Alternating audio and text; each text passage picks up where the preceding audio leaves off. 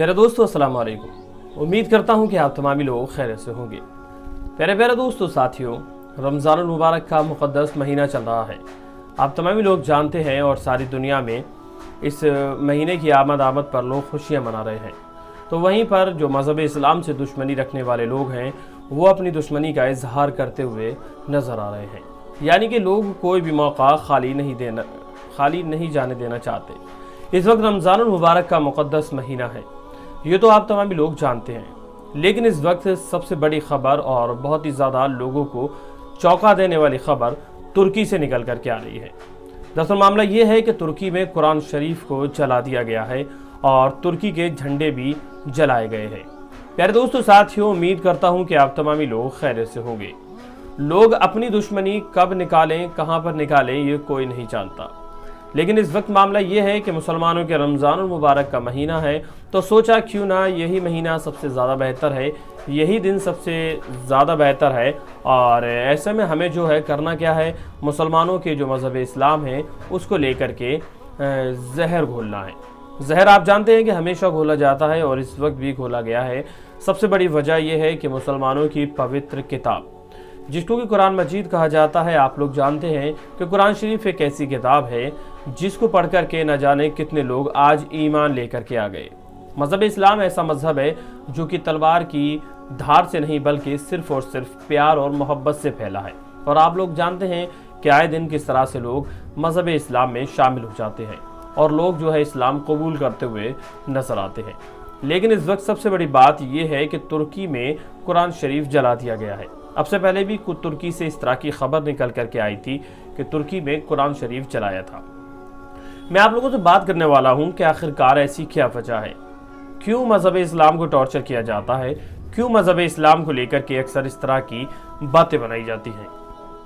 दरअसल मामला यह है कि दुनिया भर में मुसलमानों का पवित्र महीना रमज़ान शरीफ शुरू हो गया है।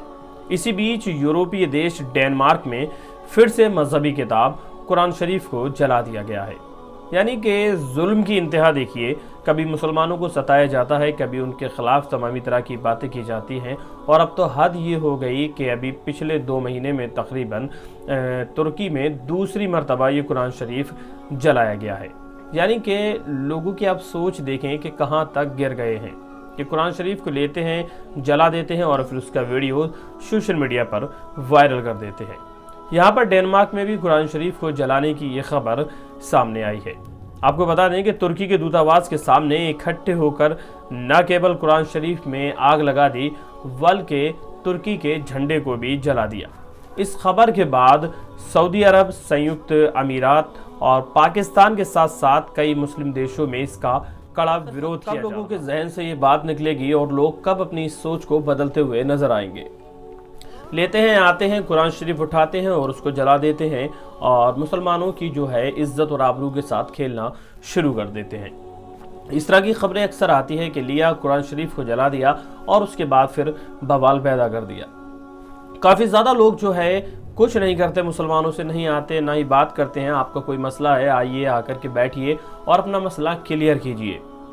हमारे तमामी तरह के उलमाए किराम हैं, लेकिन वो ये नहीं करते। वो सिर्फ उनको इतना आता है, मार्केट गए, वहाँ से कुरान शरीफ लिया और फिर उसको जला दिया, आग के हवाले कर दिया और फिर दुनिया में जो है ये खबर फैल जाती है। इस तरह की घटनाएं आए दिन होती हैं कि लोग कुरान शरीफ को जला देते हैं, कुरान शरीफ की बेहुरमती करते हुए नजर आते हैं, जबकि वो लोग ये भी जानते हैं कि कुरान शरीफ का अपमान या बेहुरमती करने वालों का क्या अंजाम होता है। लेकिन उसके बावजूद भी इस तरह की खबरें देखने को मिलती हैं कि आखिरकार लोग कुरान शरीफ को लेकर के ही अपनी नफरत क्यों निकालते हैं, आखिर लोग कुरान शरीफ को क्यों जलाते हैं, आखिर लोग कुरान शरीफ को क्यों फाड़ने लगते हैं। ऐसे हज़ारों वीडियो सोशल मीडिया पर मौजूद है। लोग आते हैं मज़हब इस्लाम के ख़िलाफ़ और कुरान शरीफ को जला देते हैं। लेकिन यहाँ पर कुरान शरीफ जलाने के बाद मैं आपको बता दूँ कि सऊदी अरबिया, संयुक्त राष्ट्र अमीरात और पाकिस्तान के अलावा काफ़ी मुस्लिम देशों ने जो है इसका कड़ा विरोध किया है और कहा है ऐसा करने वालों के खिलाफ सख्त से सख्त कार्रवाई करनी चाहिए।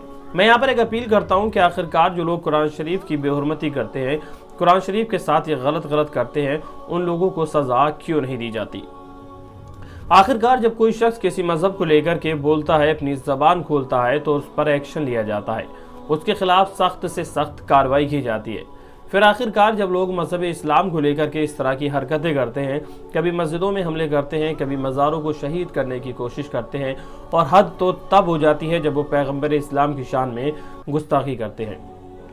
इस तरह की गुस्ताखियाँ करने वाले लोग आज भी खुले हुए घूम रहे हैं। इस तरह की गुस्ताखियाँ करने वाले लोग आज भी खुले में घूम रहे हैं। आखिरकार फिर ऐसे लोगों को सज़ा क्यों नहीं दी जाती? आखिर फिर एक तरफा बात क्यों की जाती है? देखा जाता है लोग कुरान को लेकर के बयान देते हैं और चले जाते हैं। पैगंबर इस्लाम की शान में गुस्ताखियाँ करते हैं, ऐसी गुस्ताखियाँ जो कि नाकाबिले बर्दाश्त हैं। आपने देखा है सोशल मीडिया के ज़रिए से इस तरह की खबर आए दिन हम लोगों को देखने को मिलती है कि पैगंबर इस्लाम की शान में गुस्ताखी की जाती है, कभी मज़हब इस्लाम को लेकर के गलत तरीके से बातें की जाती है। फिर आखिरकार ऐसे लोगों के खिलाफ एक्शन क्यों नहीं लिया जाता? ऐसे लोगों के खिलाफ कानून क्यों नहीं बनाया जाता जो कि किसी की धार्मिक भावना को ठेस पहुंचाते हैं? जाहिर सी बात है कि जब आप किसी मज़हब के खिलाफ गलत जाएंगे तो आपको सज़ा मिलनी चाहिए, लेकिन जब कोई मज़हब इस्लाम के खिलाफ जाता है, मज़हब इस्लाम को लेकर के बयानबाजियाँ करता है, गलत तरीके से बयान देता है, तो फिर ऐसे लोगों को सज़ा क्यों नहीं दी जाती? क्या मुसलमानों के साथ पक्षपात किया जाता है कि मुसलमानों को ऐसी रहने देना चाहिए, उनके मज़हब को जब आओ तब आकर के गलत कह दो, मज़हब इस्लाम को लेकर के बयानबाजी करना शुरू कर दो और साथ ही साथ मुसलमानों का कत्लेआम शुरू कर दो? आपने देखा है कि कितने ज़्यादा वीडियोस हैं, कितने ज़्यादा केसेस ऐसे हैं जिसमें मुसलमानों को शक के आधार पर जला दिया जाता है। मैं तो ये कहता हूँ कि कोई भी बात है, अगर गलत किया है तो उसको उसकी सज़ा मिलनी चाहिए। कोई भी केसेस है उसकी जांच पड़ताल होनी चाहिए। सुप्रीम कोर्ट, हाई कोर्ट, जहाँ तक लेकर के जाना है उसको लेकर के जाइए, उसकी जांच पड़ताल कीजिए और उसके बाद अगर सामने वाला जिम्मेदार नज़र आता है तो उसको सज़ा दीजिए। इस चीज़ को कब मना किया जाता है? लेकिन होता यह है कि यहाँ पर पब्लिक खुद ही फैसला कर देती है। माहौल ऐसे पैदा हो जाते हैं कि भीड़ इकट्ठा हो जाती है और उस शख्स को पकड़ लिया जाता है और इतना ज़्यादा पीटा जाता है, इतना मारा जाता है कि उसकी दर्दनाक मौत हो जाती है। यहाँ पर कानून से ज़्यादा लोग खुद फैसला करना जानते हैं, जबकि आप लोग जानते हैं कि हमारा कानून और जो हमारा संविधान है, हमने कानून में जो हमारे पुलिस प्रशासन है वो अच्छी तरह से फैसला करना जानते हैं, लेकिन उसके बावजूद भी भीड़ आ जाती है और भीड़ इस तरह की हरकतें करने लगती है और अपने हाथों से खुद उन लोगों को सज़ा दे देती है और ऐसे लोगों का कुछ भी नहीं होता। जब कानून है तो फिर आवाम को ये चीज़ें हाथ में लेने की क्या ज़रूरत है? इस तरह के तमाम तरह के केसेस देखे जाते हैं और ख़ास तौर से आज यही देखा जा रहा है कि मज़हब इस्लाम को लेकर के लोग बयानबाजियाँ करते हुए नज़र आ रहे हैं। मज़हब इस्लाम को लेकर के गलत तरीके से बातें लोगों में फैलाते हुए नज़र आ रहे हैं, जबकि मज़हब इस्लाम कभी भी किसी मज़हब का बुरा नहीं सोचता। ना ही मज़हब इस्लाम ऐसी तालीम देता है कि हमें लोगों के साथ किस तरह का बर्ताव करना चाहिए। तो फिर आज मज़हब इस्लाम को लेकर के इस तरह के भेदभाव क्यों किए जा रहे हैं? आखिरकार इस तरह की बातें क्यों की जा रही हैं? तमाम तरह के सवालात हैं, आखिरकार इनका जवाब कौन देगा? दोस्तों, मेरी इस बात से आप लोग कितना ज़्यादा सहमत हैं कि एक ऐसा कानून बनना चाहिए कि जो लोग भी किसी धर्म के खिलाफ भावनाएं आहत करते हैं या उस धर्म के खिलाफ जाते हैं तो ऐसे लोगों को सज़ा मिलनी चाहिए, ऐसे लोगों की जांच होनी चाहिए, ना कि ऐसा होना चाहिए कि आवाम खुद अपने हाथों से इस चीज़ का फैसला करे। टर्की में कुरान शरीफ जलाया गया, इस चीज़ को लेकर के लोगों में काफ़ी ज़्यादा गुस्सा है। इस तरह की घटनाएं ख़त्म होनी चाहिए। जो लोग एक मज़हब के ख़िलाफ़ जहर घोलते हैं, ऐसे लोगों को सज़ा मिलनी चाहिए। बस मेरी यही एक छोटी सी अपील है।